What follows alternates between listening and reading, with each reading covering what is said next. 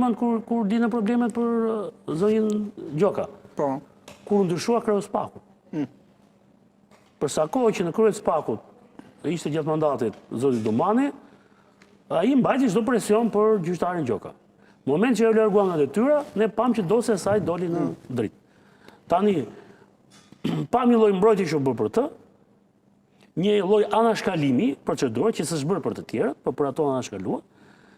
Dhe po shkonim drejt shuarjes së gjithë. Tani, unë nuk i marr 100% të vërteta apo të sakta gjithë denoncimet që bën opozita apo personazhe të opozitës, të cilët janë gjykuar ka konflikt interesi me zonjën. Por minimalisht që çdo gjë të jetë e qartë dhe të sqarohet dhe e pasur, do të ketë një hetim shtërus. Thuhet, kjo është kështu, kjo kështu, kjo kështu. Nuk mjaftohesh vetëm me një letër, me që shkon Irena Gjoka të thotë jo unë se dija kur më thanë ata. Ti se dije, po ke çuar avokat atje. Po. Në rregull, ti se dije, po avokatin pse ke çuar atje? Pra ai që pas ke ditur. Tani vim te pjesa. A ndikon kjo gjë Te vendimet? Te vendimet e Irena Gjokës. Nëse do më pyesin mua, kjo gjë nuk ndikon për mua. Aspekti moral pastaj. Por, flas te vendimare. Po jo, po flas për aspektin moral që meqense ne kemi vendosur një rregull. Dhe nëse i kryetar bashkie ka humbur mandatin se ka kaluar kufirin nga mali, tani pse duhet rrikjon atje? Se këtë rregull kemi vendosur. Rregulli është një lloj për gjithë. Ti më një deputet tjetër kishte për kontravate në Itali në autostradë. Iku humbi mandatin ai. Po. Pse duhet rrikjo zonja?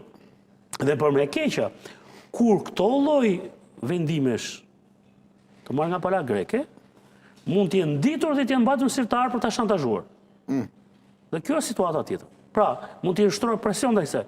Po hequm këtë pjesën që jo çka ka dalë te këto hetimet e tjera, se s'po merrem atë fare. Pra, në rastin konkret, që edhe zonjën fjalë t'ishte e qetë në punën e saj, në punën e vet, duhet të kishte një hetim shtërus, bindës i cili do thoshte shqiptarëve, gjithë që janë bërë ndaj zonjës Gjoka, nuk janë të mbështetura në prova, nuk janë të mbështetura në fakte.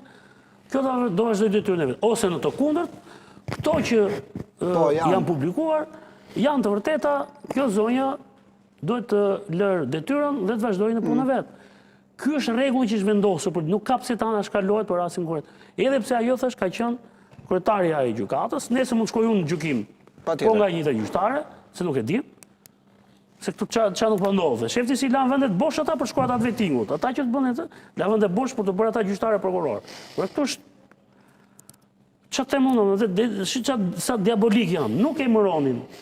I mbanin vendet vakant, sa të shkonin të vinin këta që kanë bërë vetingun. Po pse të vinë këta? Se këta kanë dhënë gjë tjetër, këta kanë bërë dhe favoret atje. Dhe këta mbajnë peng gjithë sistemin.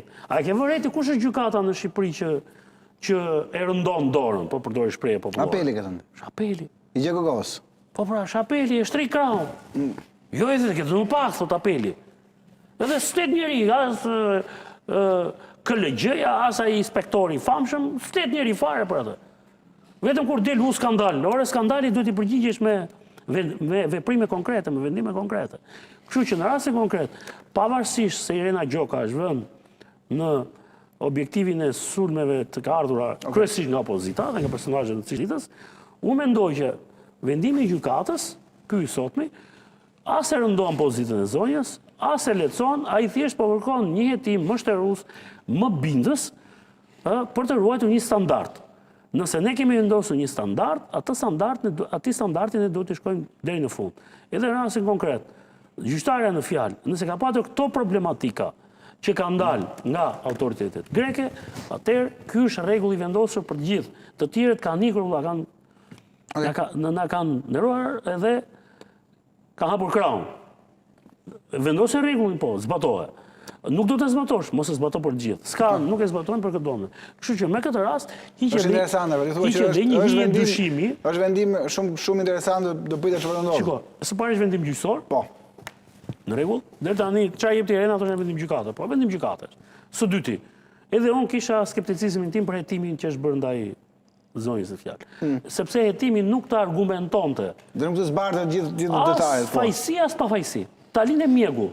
Dhe që të mos e lëm mjegull këtë gjë, dhe që të dëshmojmë që jemi serioz tek ajo që po bëjmë, atëherë bëj një hetim shtërus, merri të gjitha provat dhe argumentet që kanë ardhur, shikoj një nga një, kontrollohet me licitacionin që kemi ne, dhe në fund merret një vendim i cili thash së pari do ndihmoj gjyqtare në fjalë, se nuk ka nevojë të jetë më as prej presioneve, as pengi i shantazheve që mund t'i bëhet. Okay. Pra, do vazhdoj detyrën e vet, duhet marrë kontributin e vet për atë që ka bërë.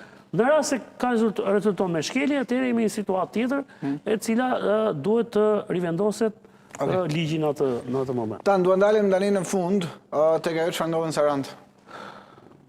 Me drejtuesit e policisë të komisariatit Sarandës. Ti ke thënë shpesh herë që Saranda do të jetë dhe është kthyer në bazën më të rrezikshme, qytetin më të rrezikshëm në aspektin kriminal, interesave që evoluan atje. A është dhe kjo një shenjë e asaj apo jo? Jo. Kjo që ka ndodhur Sarandës është shumë interesante.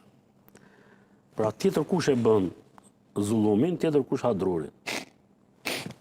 Pse? Dhe kanë shkarkuar tek policia e shtetit. Te komisariatin, në fjalë. Po sa struktura veprojnë aty? No, sa janë? Dhe janë struktura qendrore nga Tirana. IMT-ja për shkakun. Nga Tirana. Okej. Sa inspektoriate shkojnë atje? Po. Pra pse s'është operuar atje? Se janë ca oligark, janë ca të rëndësishëm atje. Oligarka apo do të njerëz botës krimit? Po them janë oligark, Okej. janë dhe këta tjerë. Tani, kur ai merr fermanin, si thot ajo, ma mandatet e mësimtore, kam i rade, tha Sultani. nga sultani. Edhe merr ai Po. miftiu atje, merr puthat, i thot po ke i rade në sultani, thot, Vazhdo. s'kam çfarë të bëjmë. Po. Dhe këta kur shkojnë me i rade nga sultani, nga Tirana, mba mandat ministri që thoshte, ja një pikle vogël tu. Po. Po e pikla vogël ka kaluar dhe bunkerët e Nderit atje. Ca beton është derdhur në atë zonë. Kështu që në këtë rast, t'ja shkarkosh përgjegjësinë e asaj që po ndodh që ka ndodhur dhe që po ndodh në Sarandë, ca inspektorët e policisë së rendit, kjo është qesharake.